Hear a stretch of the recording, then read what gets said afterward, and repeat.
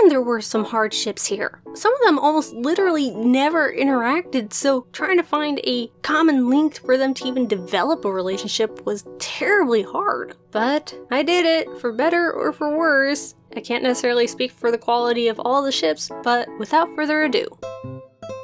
When Fiona came back to Toronto for her last semester at Degrassi, she'd hoped it would be as Imogen's girlfriend. Alas, those hopes were shattered when she found out that, upon reflection, Imogen was very much into guys. Also at the same time, Bianca was long since tired of waiting on Drew to break it off with Katie. So, she started seeking new avenues to explore now that she was a brainer without a boyfriend. Surprisingly, she found some great chemistry with her science partner, Fiona. They could talk about nearly everything, especially fashion. Though learning was a passion they did not share, Bianca still found Fiona more insightful and cultured than the often meat-headed Drew. Soon she would stay at Fiona's apartment when things with her auntie got rough, then their girls' nights became a regular thing. Admittedly, Bianca had no idea Fiona was into girls when they started talking, but when Fiona finally found the courage to confess the feelings that had blossomed and grown over the semester, Bianca wasn't certain. She never thought of girls that way, but she was willing to try it. Besides,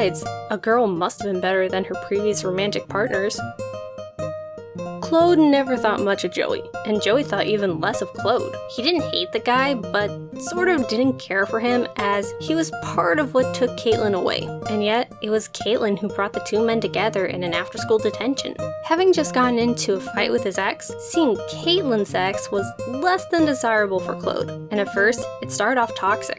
That is, until Joey snarkily asked if Caitlin had found her next victim. Rather distraught, Claude couldn't help opening up to the unlikely confidant. And through it, Joey found camaraderie in their shared heartache. What's more, as they kept talking, Claude caught himself getting drawn into Joey's artistry. Perhaps he was grasping at any reason to keep going now, but regardless, he found how Joey talked about his band enthralling and really connected to his passion. Joey might have been the most surprised though when Claude offered to help pen more than one song for the Zits, being an artist himself. Soon the two unlikely companions quickly became collaborators, which also led them to grow personally close too. It was very strange when the two realized that they were developing feelings for one another, but it couldn't be any less realistic than a camaraderie formed over a mutual ex. The date with Baaz was nothing more than a dare, a bet with Shay and Lola. Not like she actually liked Baaz, right? For Baaz, he was happy to be going on a date at all. Although his last date with Yael was a disaster since he saw her as more one of the guys and had a massive crush on Grace at the time, this date he intended to take it seriously. He did genuinely find Frankie hot, even if she was Hunter's twin, and he would not waste his chance, especially because she asked him out. What Frankie found most surprising is that Baaz could be a gentleman when he wanted. When he dropped the pickup artist behavior, he was actually fun. They were able to talk at length about comics and video games, and before they knew it, their food was barely eaten, yet their movie was about to start. On the walk home, they again found conversation easy. Neither knew they had such a connection, and it only seemed natural to keep talking. Frankie was very hesitant to try dating for real yet, especially anticipating her friends' reactions, but after a while of contemplation, she finally said yes to another date. When he imagined graduation, he thought the time after would be one of triumph, freedom from the oppressive world of high school. What he didn't anticipate was how quickly his friends would move on. True, he would be leaving for university in a few months, but he didn't count on everyone having summer plans out of town. Hence why he was sat down alone at the Dot one afternoon. About 2/3 of the way done building a creamer packet pyramid, the redhead sitting next to him snarkily commented that she was wondering where all the creamer packets had gone. Even if Ellie meant anything mean by this, Baaz was in no mood to give a comeback and instead started in about his suddenly AWOL friends and feeling abandoned, which Ellie actually connected with. University was done for her, and where were the people who were supposed to be her lifelong connections? Out with their own lives. Even though he was younger, the stranger's insight into loneliness was comforting in a "at least I'm not alone" kind of way. And it seemed sitting on their own at the Dot was another thing they had in common, as they kept running into each other throughout the summer. Each time they met, the more conversations they'd have, and the more they would have to discuss next time, until they started planning their unintended coffee dates. Their budding relationship could be described as one of convenience, just so the other didn't feel lonely, but at this point in their lives, not being lonely with someone who could make good conversation was all that mattered. When Tori came back to Toronto on Tristan's 18th birthday, she didn't mention she'd be taking him to a gay club. True, he loved the idea of forgetting about his almost happily ever after with Miles, but a club? Still sensitive about being able to only sort of walk without his walker, Tristan found himself sitting at the bar drinking soda most of the night. Hell, it looked like Tori was having more fun than him. That is, until a cute older guy nearby made conversation with him. Marco did come with someone, but they too seemed to enjoy the other club goers' company than him. It was something he and Tristan instantly connected with, and soon they found themselves talking about musicals, their shared alma mater, and how surprisingly hard it was to find love. Tristan and Marco felt like kindred souls, similar people simply separated by a few years. They immediately took to texting constantly, romantic movie nights, and even coffee dates. Oddly, it took them a while for the two to confirm that they were more than friends. Even though he was only able to get into Toronto U, Drew still hoped to have a career in the political sphere. And one way to make a name for yourself is to get back to your community, i.e. assistant coaching football at your alma mater. It'd been a long time since he played himself, but he could still remember all the plays as if it was yesterday. Along with a dose of nostalgia, through this, he was also able to get to know some of his previous underclassmen, including one Zig Novak. Sports was not Zig's passion, so Drew ended up working with him a lot. At first, Zig resented the extra attention as he was only going out for football because his social worker basically forced him to. But gradually through Drew, he started to gain an appreciation for the sport, or at least how exciting playing can be. He also found a surprising friend in his assistant coach. An offhanded comment about missing Maya and being uncertain about his blooming relationship with Esme turned into a long heart-to-heart between the two men on their respective tumultuous love lives. They also found that they both had a similar perspective on love and romance to a frightening degree. Their outlooks on life seemed to make sense to each other in a way that it didn't with anyone else they spoke to. Zig found himself actually sad when the season drew to a close, but felt his heart leap when Drew offered to keep in touch. And to Drew's relief, Zig actually did keep in contact with him. Sure, it was confusing that they were falling for each other even though there was an age gap between them, but with how alike they were, ignoring their feelings was not an option.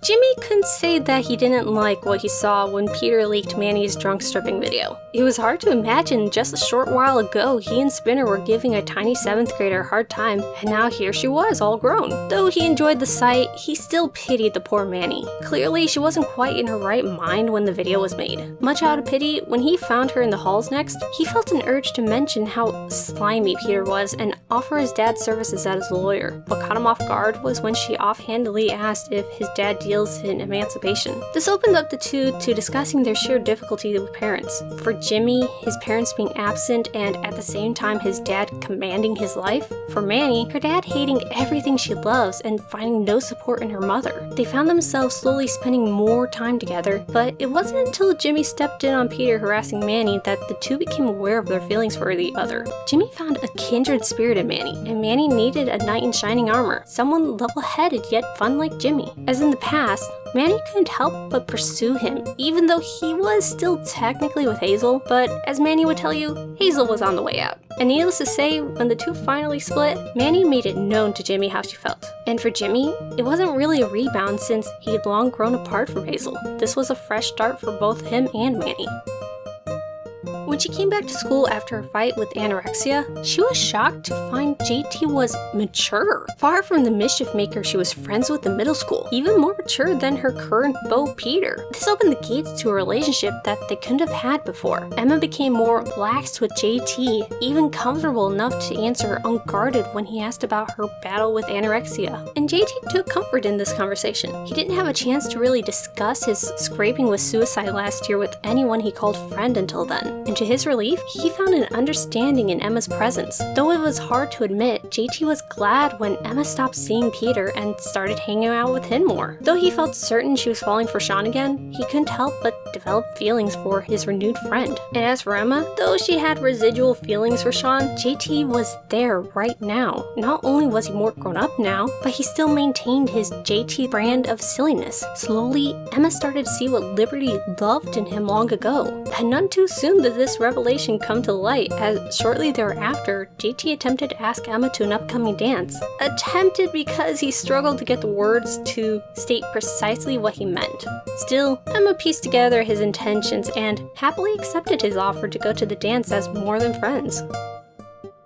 It's rare for Drew to not act impulsively, especially under stress. And stress is really how you can sum up most of the first half of his senior year. Losing his brother, losing his fiancée, getting wrapped up with an underclassman, getting wrapped up with his VP. What didn't happen that semester? And Maya was in no better standing. From being cyberbullied, to a volatile love triangle, to finding out Zig was in a gang, she was desperate for something far away from it all. And oddly, that escape came in the form of her sister's ex. What started as working together to get the Panorama project off the ground turned into more consistent collaboration. Dallas joked it was Zoe all over again, but he didn't realize how right he was. Under his nose, the two took their good chemistry to mean romantic sparks and allowed it to turn into casual romantic encounters. Nothing serious, because serious things turn into drama and heartache, but for once, Maya was just happy to not think about something or how it might be a bad thing. And this time, Drew made sure to check that she was fine with not really being anything official. Claire claiming Drew as the father of her unborn child put an end to their casual encounters, but that's not to say time or feelings were wasted in this recovery period for the two of them.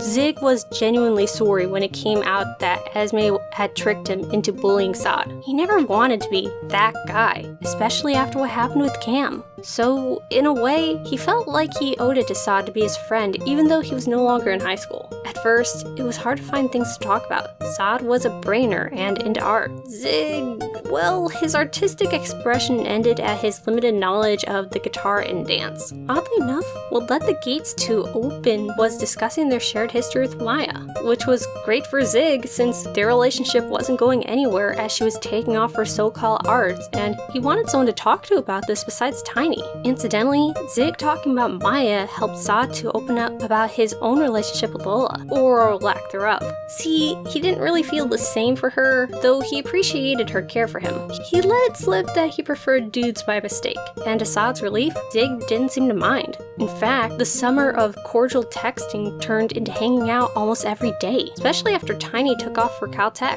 Maybe Zig only started to warm up to Saad as a crush because he felt abandoned by his friends. But still, the feelings were there, and enough time had passed from the previous semester that Saad found himself crushing on the guy who used to bully him. It all came out one night before school started when Saad accidentally alluded to liking a guy. He couldn't help but admit to Zig that it was someone he knew, and through a bit of 20 questions, Zig finally cracked, asking if Saad's crush was Zig himself. It was hard to say who was more relieved that their little crush was replicated, Saad or Zig. The academic team was supposed to buff out Shay's college application, not force her to spend time with one of the most disgusting guys in her class. Very quickly, Shay took to the policy of ignoring Baaz as much as she could. Clearly though, the supervisor seemed to have not gotten the memo when she was assigned to the A team with Baaz. What she didn't expect to see was how devoted Baaz was to winning. As captain, he drove Shay and her teammates as Shay would do on the court. She found herself connecting to him on this level and even discussing strategies with the previously despised. It took a while for Baaz to realize he was most well received with Shay when he dropped his insufferable and conceited attitude. When he finally learned it, as Shay would later put it, Baaz became decent. He didn't share her love for fitness, but he did embody her drive to achieve. And at first, Baaz was happy to have any female attention, but slowly he started to see Shay as not just a girl, but as a person with aims and desires like himself. Lola and Frankie could hardly believe it when Shay described the Baaz she'd come to know, and Baz's own friend group found it shocking but a welcome change. But their surprise couldn't match Baz's reaction to Shay possibly liking him. To be fair, the only reason he found out as much was from Frankie grilling Hunter about his friend's motives. Shay clearly wasn't ready for Baaz to find out, but when he confronted her on the topic, you can't say she wasn't relieved that she didn't have to be the one to say it. Even better was when Baaz asked if she was doing anything Friday night.